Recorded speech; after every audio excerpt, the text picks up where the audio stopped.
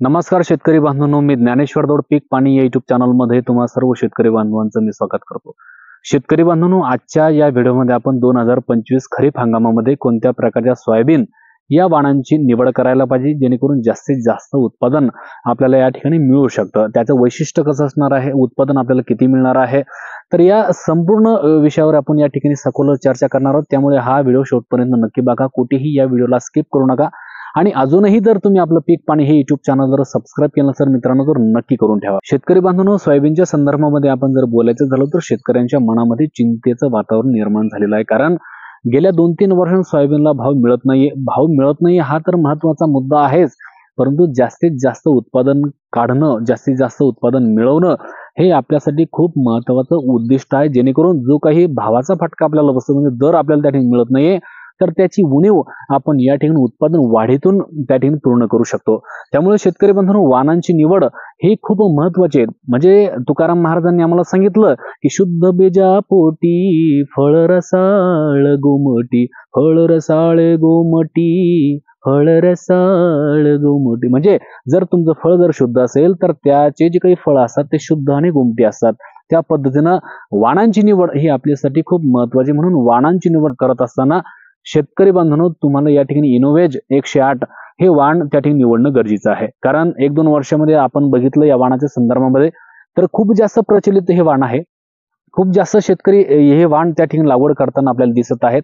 आणि निश्चितच जर सर्वाधिक जास्त शेतकरी जर एखाद्या वाणाला जर पसंती देत असेल तर त्या पाठीमागचं उद्दिष्ट, त्या पाठीमागचे कारण फक्त एकच असतात की जास्तीत जास्त उत्पादन त्यांना त्या ठिकाणी मिळत असं। म्हणून इनोव्हेज 108 या वाणांची लागवड या वर्षामध्ये शेतकरी बांधवांनो तुम्ही निश्चितपणे करू शकतात। शेतकरी बांधवांनो, या व्यतिरिक्त जे काही JS 9305 आहे हे सुद्धा खूप जबरदस्त वाण आहे। याचं जर वैशिष्ट्य जर आपण बघितलं तर हे कमी दिवसामध्ये येणार वाण आहे। म्हणजे जे काही 100 दिवस, 105 दिवस, 110 दिवसामध्ये जे काही वाण येतात तर त्या वाणांच्या तुलनेनं हे जे काही वाण आहे हे वाण लवकर येणार वाण आहे, परिणामी चांगलं वाण आहे, उत्पादन जास्त आपल्याला या वाणातून मिळत असतं। त्यामुळे निश्चितपणे या सुद्धा वाणांची निवड येणाऱ्या वर्षामध्ये म्हणजे आपल्या 2025 मध्ये खरीप हंगामामध्ये तुम्ही करू शकतात। शेतकरी मित्रांनो, या व्यतिरिक्त जे काही वाण आहे ते म्हणजे JS 9560 हे सुद्धा खूप जबरदस्त वाण आहे।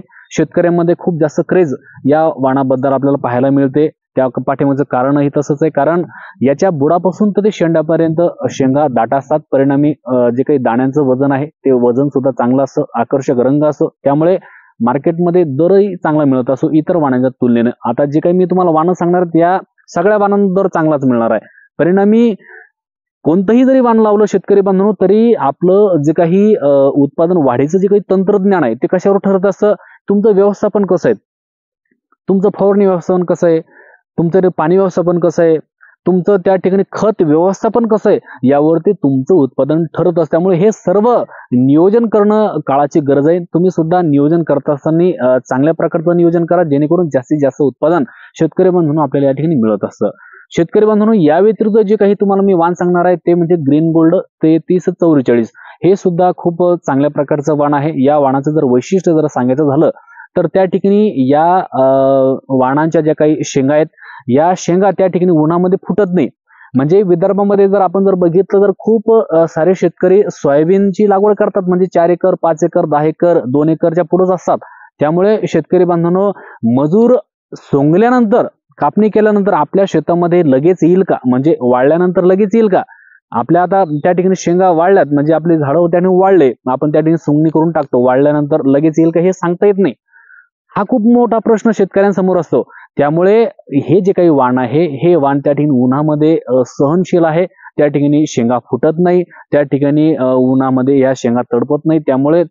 त्यामुळे निश्चितच त्या ठिकाणी आम्हाला त्या ठिकाणी शेंगा न फुटल्यामुळे त्या ठिकाणी उत्पादन वाढीवरती याचा परिणाम दिसू शकतो आणि उत्पादन वाढणारच आहे आणि उत्पादन वाढतंच। त्यामुळे ही खूप जबरदस्त वैशिष्ट्य या वाणांची आहे। या व्यतिरिक्त शेतकरी बांधवांनो, तुम्हाला जर लागवड करायची असेल तर MAUS 612 या वाणांची सुद्धा तुम्ही लागवड करू शकतात, किंवा मग जे काही 162 मिळत असं त्या वाणांची सुद्धा लागवड तुम्ही तुमच्या शेतामध्ये करू शकतात, किंवा मग 158 आहे, किंवा मग त्या व्यतिरिक्त शेतकरी बांधवांनो 725 हे सुद्धा वाण चांगलं आहे।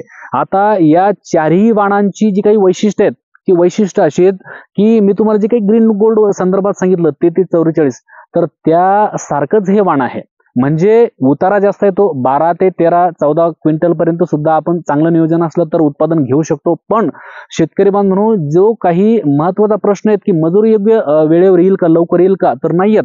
परिणामी उन्हामध्ये हे जे काही शेंगा, त्या शेंगा तडकत नाही, फुटत नाही आणि न शेंगा फुटल्यामुळे त्या ठिकाणी आमचं उत्पादन घटत नाही.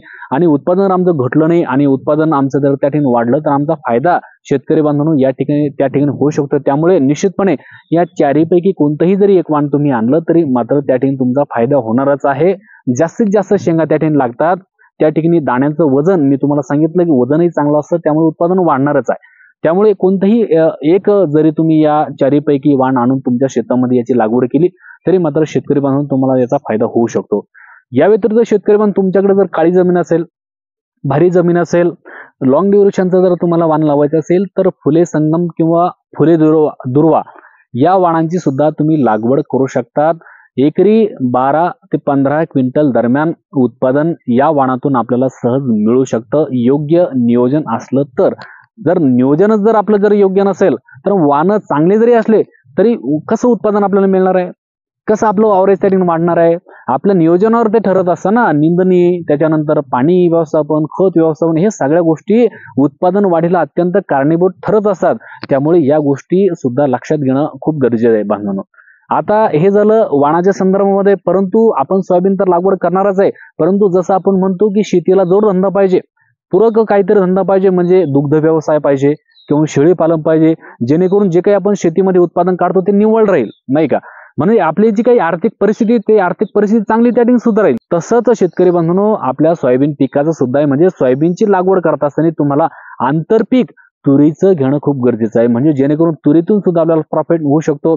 आपल्याला त्या ठिकाणी सोयाबीन मधून सुद्धा उत्पादन जास्त होऊ शकतं, आपल्याला त्या ठिकाणी नफा होऊ शकतो. आणि ज्यावेळेस आपली सोयाबीन निघते त्यावेळेस आपण रब्बीमध्ये हरभरा पेरणारच आहोत, म्हणजे हरभऱ्यामधून सुद्धा आपल्याला त्या ठिकाणी फायदा होऊ शकतो. त्यामुळे एकरी 1.25 लाखापर्यंत सुद्धा आपल्याला त्या ठिकाणी उत्पादन जर शेतकरी बांधून या तिन्ही पिकातून जर मिळवता आलं तर निश्चितपणे आपल्याला त्या ठिकाणी फायदा होणारच आहे. त्यामुळे अशा प्रकारचं नियोजन शेतकरी बांधून तुम्हाला करणं गरजेचं आहे. जर तुम्ही टोकन पद्धतीने जर या ठिकाणी बियाणं पेरणार असाल तर जवळपास 18-19 किलो पर्यंत तुम्हाला लागेल. आणि जर तुम्ही पेरणी यंत्रणा ट्रॅक्टरच्या मदतीनं जर तुम्ही त्या ठिकाणी शेती मध्ये तुम्ही पेरणी करणार असाल सोयाबीनची, तर तुम्हाला त्या ठिकाणी जवळपास 25 ते 27-28 किलो पर्यंत सुद्धा बियाणं लागू शकतं. शेतकरी बांधवांनो, टोकन पद्धतीने जर तुम्ही त्या ठिकाणी सोयाबीनची लागवड केली तर बियाणं कमी लागेल, पेरलं तर त्या ठिकाणी थोडंसं बियाणं शिल्लक लागेल. कोणत्याही पद्धतीने पेरलं तरी मात्र नियोजन चांगलं करा, व्यवस्थापन चांगलं करा, उत्पादन त्या ठिकाणी तुमचं वाढणार आहे. शेतकरी बांधवांनो, ही माहिती तुम्हाला कशी वाटली? तुम्हाला जर ही माहिती आवडली असेल तर निश्चितपणे आपल्या पीक पाणी YouTube चॅनलला सबस्क्राईब करा आणि इतर गरजवंत शेतकऱ्यांपर्यंत सुद्धा हा व्हिडिओ जरूर शेअर करा. परत एकदा नवीन व्हिडिओमध्ये भेटू, तोपर्यंत नमस्कार, धन्यवाद.